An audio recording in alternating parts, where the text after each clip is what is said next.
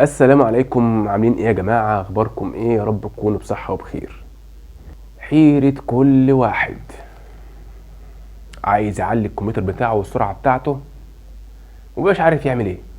يرفع رامات، ولا يغير الهارد، ولا يغير البروسيسور. هوب، يجي عم محسن حلبسة يقول لك ارفع رامات.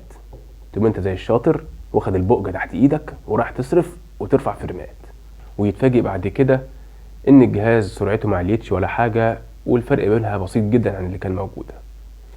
وده لان الحقيقة الرامات مش هي المسؤولة عن سرعة تشغيل الكمبيوتر وقفله وفتحه او تشغيل البرامج الداخلية. الرامات مسؤولة فقط عن عدد البرامج والتطبيقات اللي تقدر تفتحها في وقت واحد من غير ما الكمبيوتر يهنج منك، ومسؤولة جزئيا عن سرعة نقل البيانات. وليه انا قلت جزئيا؟ لان في قطع تانية هي المسؤولة عن سرعة تشغيل وقفل وفتح البرامج الداخلية في الكمبيوتر، زي الهارد وكاشات البروسيسور. واللي مش عارف ايه هي كاشات البروسيسور، تقدر تقول عليها كده بالمختصر ان هي رامات البروسيسور. كل قطعة في الكمبيوتر ليها رامات، ولكن بيطلق عليها في المصطلح التكنولوجي اسم كاش. يعني مثلا يجي لك بروسيسور يقول لك ايه 3 جيجا هرتز كاش 6 ميجا. 6 ميجا دي تقدر تقول ايه 6 جيجا رامات للبروسيسور، غير ما تلاقي بروسيسور 4 ميجا يعني 4 جيجا رامات، وهكذا. فكاشات البروسيسور دي هي المسؤولة عن سرعة البروسيسور، بالإضافة إلى جيجا الهرتز الخاصة بالبروسيسور. طبعا لو عايزين نتكلم عن كاشات البروسيسور وعن الجيجا هرتز الخاصة بيه باستفاضة، وإزاي تختار البروسيسور كويس حتى لو جيل قديم، ياريت تكتبوا لي في التعليقات. المهم، هنرجع لموضوعنا اللي هو مين بقى المسؤول عن سرعة تشغيل الكمبيوتر وقفله وتشغيل البرامج الداخلية وسرعتها. الهارد.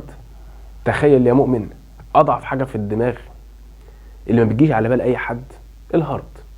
طبعا انا ما بتكلمش على الهارد العادي، انا بتكلم على الهارد الاس اس دي او الهارد الام دي 2. لان الهارد العادي مهما عليت فيه الكاشات بتاعته ومهما علي في السرعه بتاعته برضه بطيء، لانه في الاول وفي الاخر هو هارد ميكانيكي عباره عن اسطوانه وعباره عن قارئ وعباره عن مواتير وحاجات داخليه، كل ده بتبطئ من الهارد. انما الهارد الاس اس دي والام دي 2 فرق السرعه ما بينهم وبين الهارد العادي كبير جدا، يصل ل 30 ضعف السرعه او 50 ضعف السرعه على حسب الشركه المصنعه. وطبعا الهارد الاس اس دي الكاش بتاعه اضعاف كاشات الهارد العادي. تعالى هنا قول لي، انا عمال اقول لك كاش الهارد كاش الهارد كاش الهارد، هو الهارد كمان ليه كاشات؟ وطبعا زي ما احنا كنا قلنا ان الكاش يعني رامات، ففعلا الهارد ليه رامات، ورامات الهارد بتبقى مكتوب عليه برضو 6 ميجا. يعني الهارد ليه كاش والبروسيسور ليه كاش وكل قطعة في الكمبيوتر ليها كاش. فالخلاصة ان عشان خاطر عايز ترفع من سرعة كمبيوترك او اللابتوب بتاعك، اول حاجة تفكر فيها ان انت تغير الهارد بتاعك من هارد اتش دي دي لهارد اس دي دي او ام دي 2 لو كانت البوردة مدعمة. هيفرق معاك في السرعة 30 مرة وهتحس بفرق كبير. بعد كده لو حبيت ترفع في السرعه تاني او سرعه تشغيل التطبيق فتح التطبيقات، او انت تفتح اكتر من تطبيق في نفس الوقت، هقول لك ارفع بعديه الرامات. طبعا الرامات كل ما بتعلى في الكاش بتاعها والهرتز بتاعها كل ما بتعلى في السرعه بتاعتها. ولحد هنا خلصت حلقه النهارده، اشوفكم الحلقه الجايه، سلام.